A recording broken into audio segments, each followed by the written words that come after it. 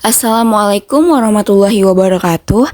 Hai, perkenalkan nama aku Elsa Ramadhani dari kelas 10-7. Di sini aku akan ngejelasin semua hal seputaran handphone. Nah, setiap orang pasti sudah tidak asing lagi dengan benda ini karena hampir semua orang mempunyai benda ini. Nah, sekarang apa sih handphone itu? Handphone merupakan alat telekomunikasi elektronik dua arah yang bisa dibawa kemana-mana dan memiliki kemampuan untuk mengirimkan pesan berupa suara maupun video. Selanjutnya adalah fungsi.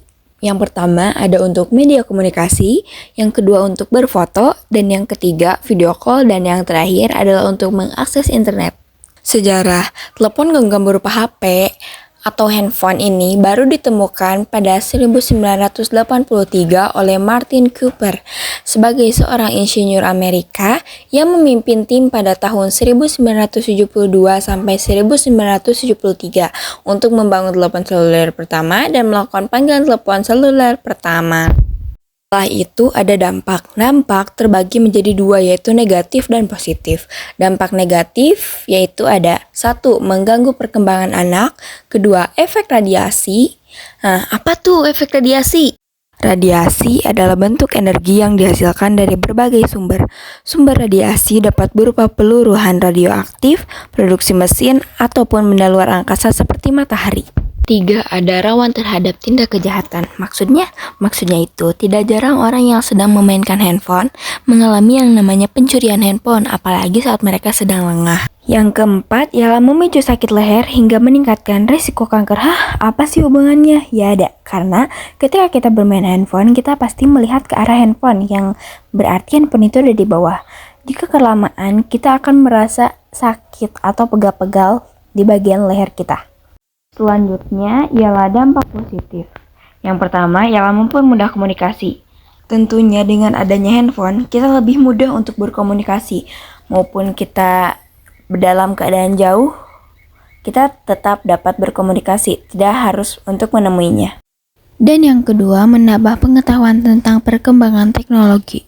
Selanjutnya ada cara mengurangi dampak radiasi handphone.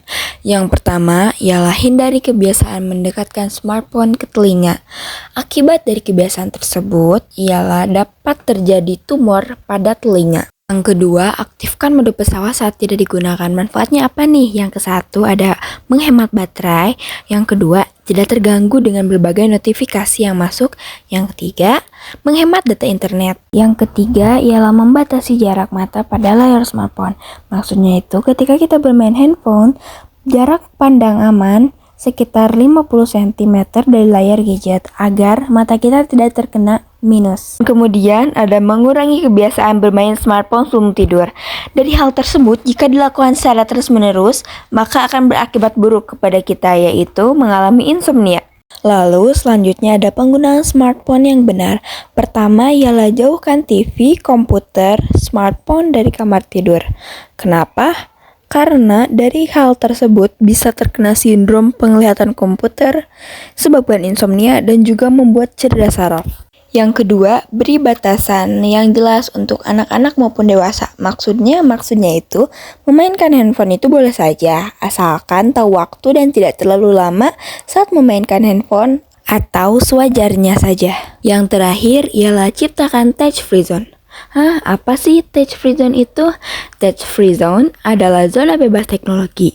Zona ini dapat terdiri dari area khusus rumah, seperti perpustakaan, atau area kecil di rumah seperti ruang makan atau kamar mandi. Oke, mungkin itu saja pembahasan materi dari saya kali ini. Ayu ting ting makan kepiting. Thank you for everything.